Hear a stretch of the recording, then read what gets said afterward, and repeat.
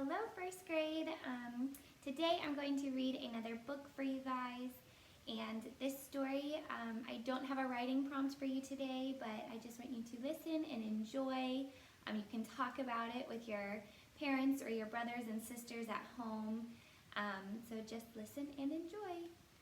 This book is called Chicks and Salsa by Erin Reynolds, and it's illustrated by Paulette Bogan. You guys can look at the cover. The cover is really funny.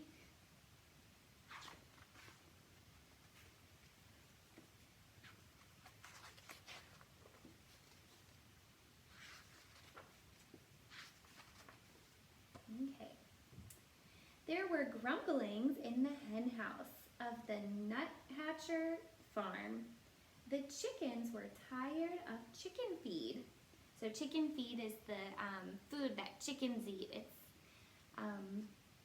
I don't really know exactly what's in it, but I think it's corn and seeds and things like that. The rooster took it upon himself to solve this problem. So they don't want to eat that anymore.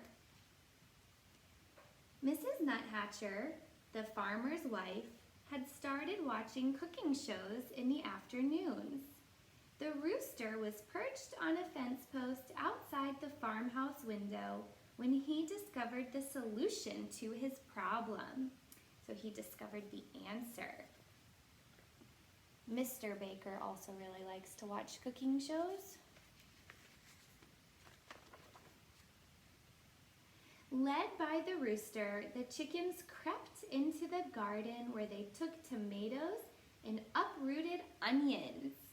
So when they uproot onions, that means that they're just pulling them out of the ground.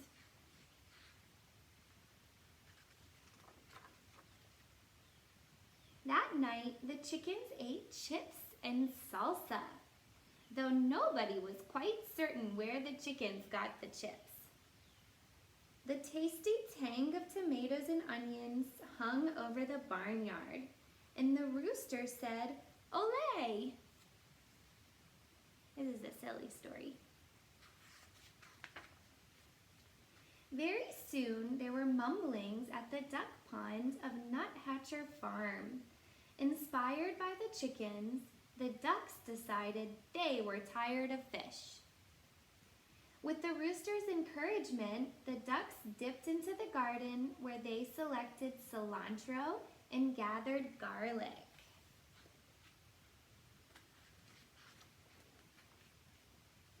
That night, the ducks ate guacamole, though nobody was quite certain where the ducks got the avocados. The spicy scent of garlic and cilantro hung over the barnyard, and the ducks said, "Olé!" I love guacamole. The next morning, there were rumblings in the pig pen of Nuthatcher Farm. Overwhelmed by the enticing aromas, so the yummy smells, the pigs decided they were tired of slop. So it looks like this is the slop that the pigs have to eat. Would you want to eat that?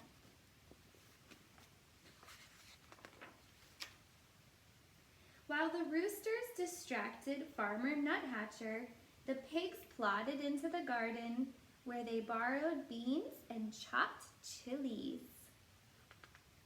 He's eating a chili, that's why his face is all red, because they're spicy.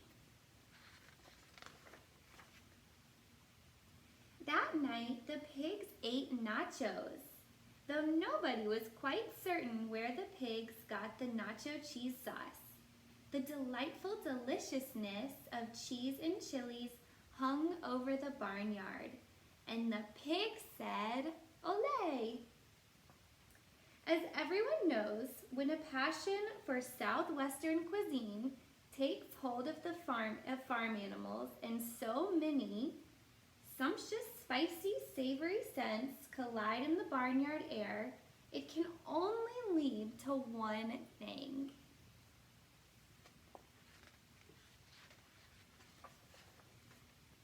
Fiesta! The rooster got things organized, then returned to his fence post to watch for a good enchilada recipe. The horses decorated the barn. The bull practiced his Mexican hat dance, though nobody was quite certain where the bull got the sombrero. I wish I was there. And the chickens, ducks, and pigs snuck into the garden, but all of their southwestern supplies were gone. So the southwestern supplies, they're talking about the stuff that they need to make that kind of food, like the salsa, the guacamole, enchiladas, all of that sort of food can also be considered southwestern food. The scallions had been stolen. The peppers had been pilfered. The limes had been lifted. But there were slurpings in the kitchen of Nuthatcher Farm.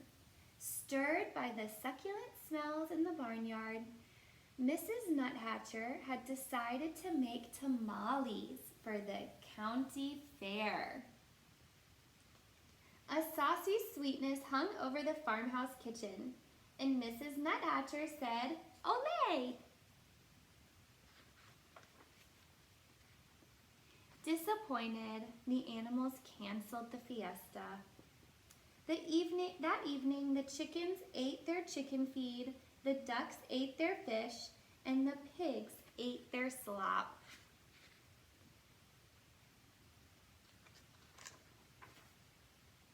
But while the nuthatchers were at the fair, the rooster crept into the kitchen and borrowed a French cookbook. The next morning, the rooster ate crepes with white grapes in champagne sauce, though nobody was quite certain where the rooster learned how to read. They're making some French food.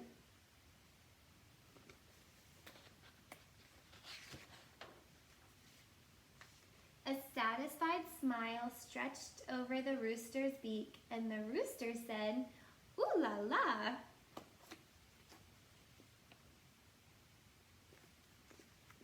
So that was just a cute story that I wanted to read to you guys.